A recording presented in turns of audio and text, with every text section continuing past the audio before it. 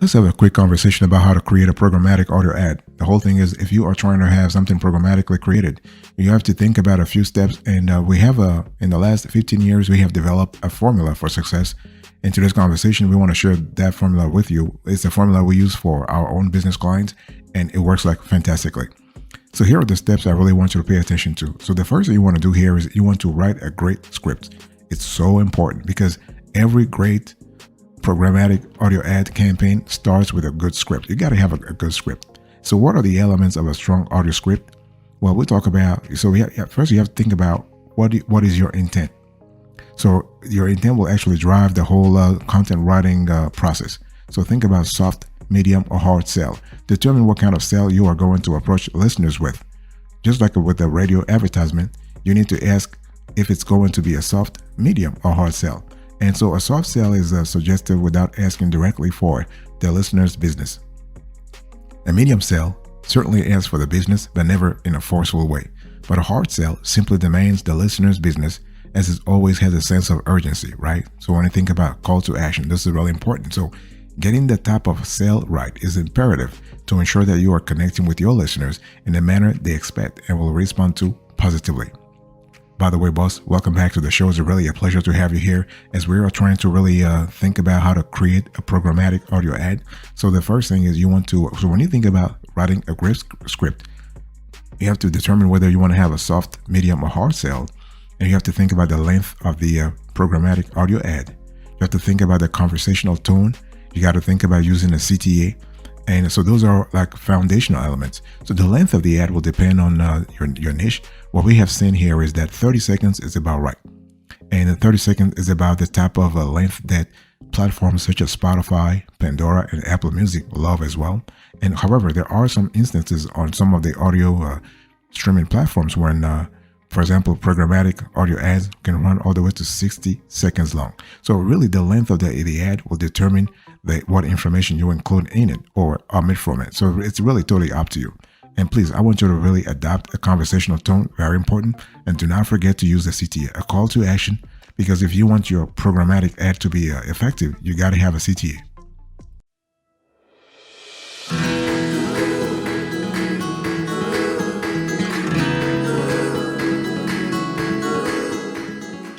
So the first thing you want to do here is to write a great script. So besides an excellent script, you need to actually embed your brand voice. So when we talk about programmatic audio advertising in general, brand voice is really quite essential. Your audio ad script should match your brand voice. So depending on your brand and the goal of your advertising, you may either integrate cheeky language into your script or opt for a no-nonsense approach. It really depends. Again, the approach that you take, the ultimate approach that you take will depend on the niche that you're in. In the end, what matters most is that the words that you're using, the phrasing, the tone that you're choosing, those should actually match your brand voice, making your ad come across as authentic and consistent. So bottom line here is that the way you write on your blog, for example, if you maintain a blog, the way you write on that blog should be in sync with the way your ads is sounding like. Okay. And you want to get script writing inspiration from a wide variety of industries by actually you can go online and go on YouTube. There are platforms right now that are specializing in that sort of work. Or if you need help, just let us know. We have a lot of experience in this field. We'll let you know. We'll direct you to the right platforms. By the way, boss, I want to quickly remind you once again of today's the topic we're discussing today is how do you create a programmatic audio ad? And the thing here is that when we talk about programmatic audio ad, we're thinking about doing things automatically. So number one, you want to write a great script. Number two, you want to embed your brand voice. Number three, you want to choose compelling music and sound. See, the whole thing here is that you are trying to create what? An unforgettable experience. And part of the experience should actually, like music, should be part of the experience. So without visuals to rely on, the music and sound effects or the inclusion of a sonic logo all need to work together to convey the mood and setting of your commercial. So this careful attention to detail can mean the difference between catching the listener's attention or fading into background noise, right? So you want to pay attention to granularity. Granularity is very important. Let me give you an example. If you are a company that sells vacation packages, imagine how your target audience might be captured by the grating sound of a nice scraper on a car windshield especially when actually combined with the sound of ice cubes clinking together and a fresh, cold drink as waves crash in the background. This is just fantastic, right? Very fantastic to sort of have this sort of idyllic context. It's just great.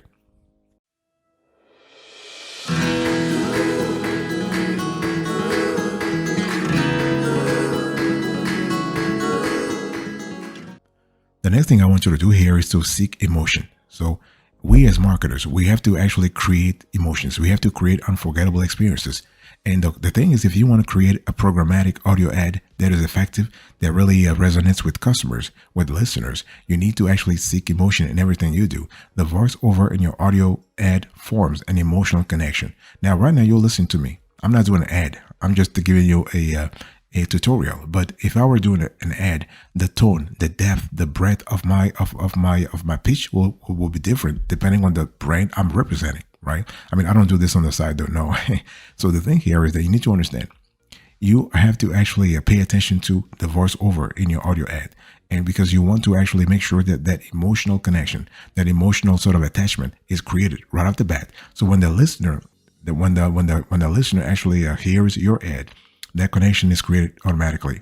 You also want to distribute properly. So if you want to create a programmatic audio ad that is really effective, I mean, it's good if you have a good product, but if you can't distribute it, then we're having a problem, right? So we need to get to a point where we are actually distributing the programmatic audio ad effectively and onto the right platforms. Let's really talk a little bit about those platforms. So you have YouTube, you have Pandora, you have Spotify, you have SoundCloud, you have TuneIn, you have a WordPress or your website hosting platform, and you have other streaming platforms such as iHeartRadio, for example.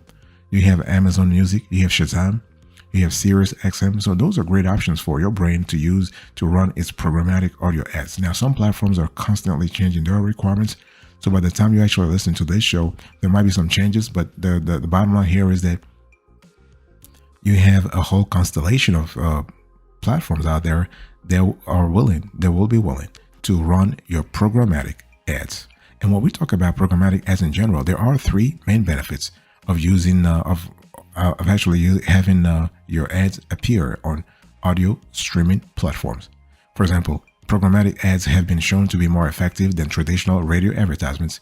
Okay, and audio streaming platforms drive business to you right off the platform or site by providing audio advertisers with online placement as well. And audio ads can supply you with more qualified leads because audio streaming platforms allow advertisers to embed their messaging among highly targeted audiences.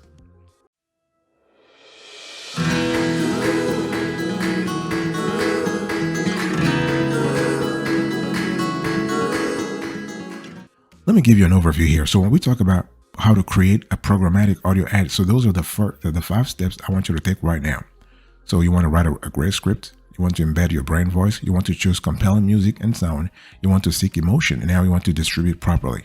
But I want to go back to the origins, so to speak. So what is programmatic advertising? So if you are a newbie, you're just a new kid on the block, and you're just trying to understand more what's really happening here, let's talk about it.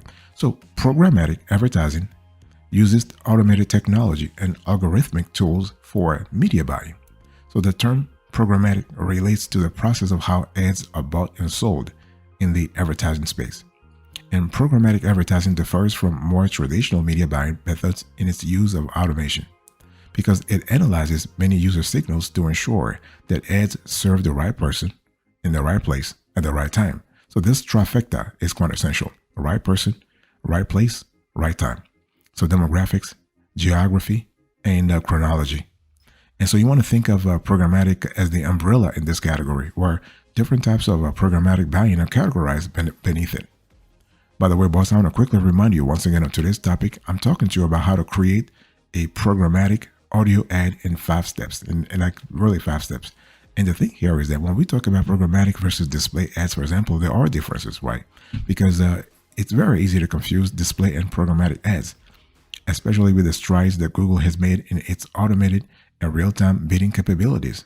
But the largest difference between programmatic and display is that programmatic refers to how ads are bought, and display refers to the format of how ads appear. So this is kind of important to really remember that, okay?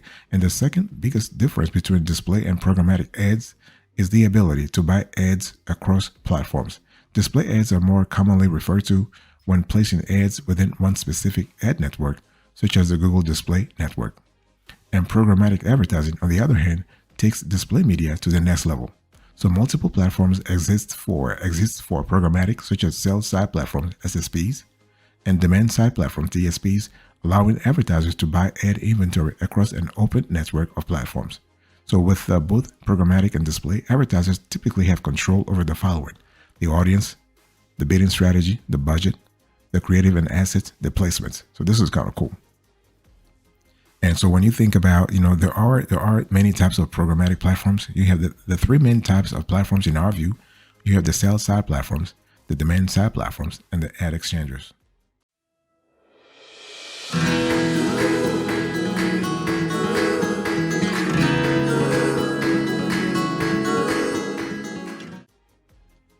And I want to quickly talk to you about I want to really go a little granular here so you have a clear idea what we're talking about here. And so let me first talk to you about the sell-side platforms. So a comprehensive list of SSPs for publishers includes you have Google Ad Manager, of course, you have Amazon Publisher Services, you have OpenX, Google AdMob, Yahoo AdTech, you have Triple Lift, you have Programmatic, you have Verizon Media. Verizon Media is really kicking ass too right now. You have a Sender from Microsoft, you have Index Exchange, you have a Sovereign, you have Magnite, you have Media.net, and you have Criteo. And so if you are looking for a video SSP, some of the leading companies include SpotX, Teads, AdColony, Now Digital Turbine. So the thing here is that while there are many more available to publishers, these are companies you may have heard of them, but might not have associated with programmatic technology. So that's for the sales side platforms. What about the demand side platforms? So similar to SSPs, this company names may ring a bell in other DSPs, and they also offer DSPs. So some of the top DSPs in our view include Display and Video 360 from Google. You have the Trade Desk, you have Amazon DSP, you have LiveRamp, you have Adobe Advertising Cloud DSP, you have Stack Adapt, you have Amobi, Yahoo AdTech, you have AdRoll, Basis, formerly Central. You have Basis, that's Basis Technologies. You have Rhythm One, you have Choozle, you have BratRoll, and some of the larger DSPs for connected TV and video include TubeMogul, you have OneView, and you have MediaMath. So this, again, there are many more DSPs available to advertisers. It's important to choose a DSP with the features and inventory you are looking for.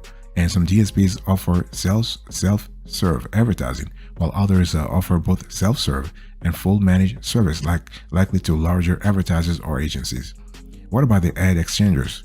Well, you have some of the more well-known ad exchangers available to publishers include Sender by Microsoft, you have Verizon Media, OpenX, Programmatic, you have Google Ad Exchange, Index Exchange, Magnite, and Smarto. So and not all ad exchanges are equal though. It's important for publishers to research options carefully and choose platforms that align with their goals.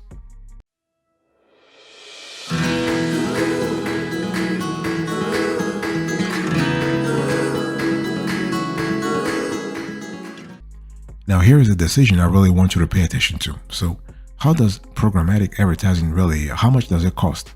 Because I have just explained to you how to create a programmatic audio ad. Now let's talk about how much it costs. Now, simply put, programmatic advertising can cost as little as $100 or as much as 10 million. Oh yeah, it can cost as much as your budget allows. It is a common misconception that small businesses cannot benefit from programmatic technologies, but we're here to actually explain to you that no, this is totally false.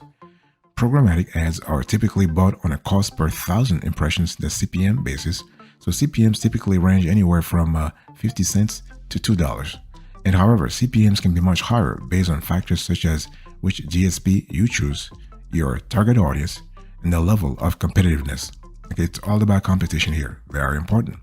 So a good rule of thumb for programmatic ad cost is the more niche your audience, the higher CPM you will pay. It's just what it is. So whether you are a multi-million dollar advertiser or a small business just getting started, you can likely fit programmatic into your advertising budget. So what are the benefits of programmatic advertising? Well, there are many benefits to incorporating programmatic advertising into your marketing strategy. And some of the top benefits in our view, and again, we have been researching this for many years now, you have a large scale audience reach, you have efficient and low cost awareness, you have a real-time data and analysis, so the granularity of the reporting here is quite essential. You have the ability to utilize first and third party data, and you have opportunities for cross-device campaign strategies. So this is kind of cool. And on top of that, you have a large scale audience reach. So you are able to reach like really audiences at a very large scale. And because if you want to think about it, programmatic is the best way to buy ad inventory to reach the masses due to the abundance of cross-platform inventory. You have efficient and low-cost awareness. You have real-time data and analysis, and you are utilizing first and third-party data in real time. So this is kind of cool. So we're speaking here about the ability for you to actually have the right strategy for your programmatic audio ad and make sure that you are boosting revenue or reducing your cost, whatever strategy you choose, whether you are going through a DSP, an SSP, or an ad exchange.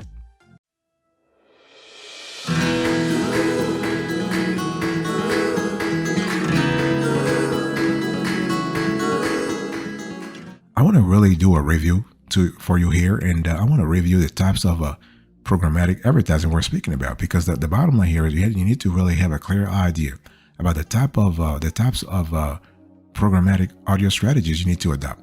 And there are different types of programmatic advertising, and so the types of programmatic advertising are simply how an advertiser purchases ad inventory. And so there are four most common types of programmatic advertising. And so you have real-time bidding, you have a private marketplace, you have preferred deals, and you have programmatic guaranteed. Now the thing here is that it's not about the money, because we've heard this a lot. A lot of startups, they say, well, we can't really compete because we don't have the ad budget to compete. No, there are various elements, but the most important element when we talk about programmatic advertising, you have the niche. As I said before, the more niche your audience is, the higher the CPM. And you also have to think about, for example, like, okay, what is my intended geography? What is my intended demographic? If this is a B2B strategy, what is my intended demographic?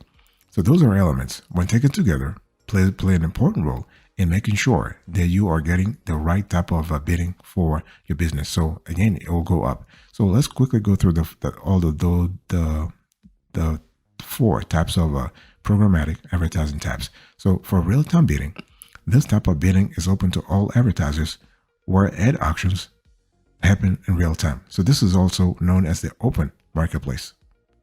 Then you have the private marketplace. So this bidding happens when publishers have agreements with a limited number of advertisers.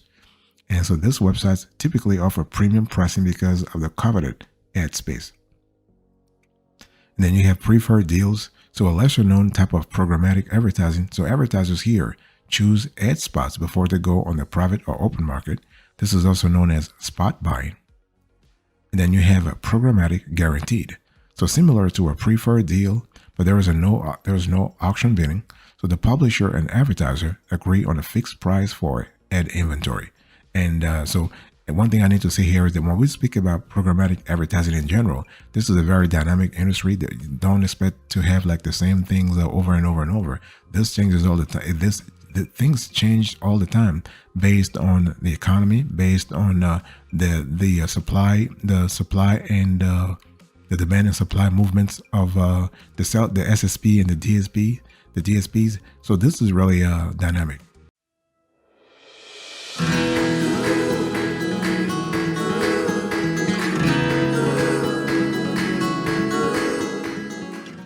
Thank you so much for your attention. I really appreciate it. To this conversation, I was just quickly talking to you about how to create a programmatic audio ad and in 5 steps.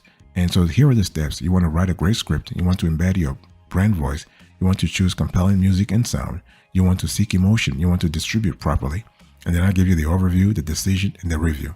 Thank you. God bless you. I'll speak to you another time. But until then, remember, stay Marvelous.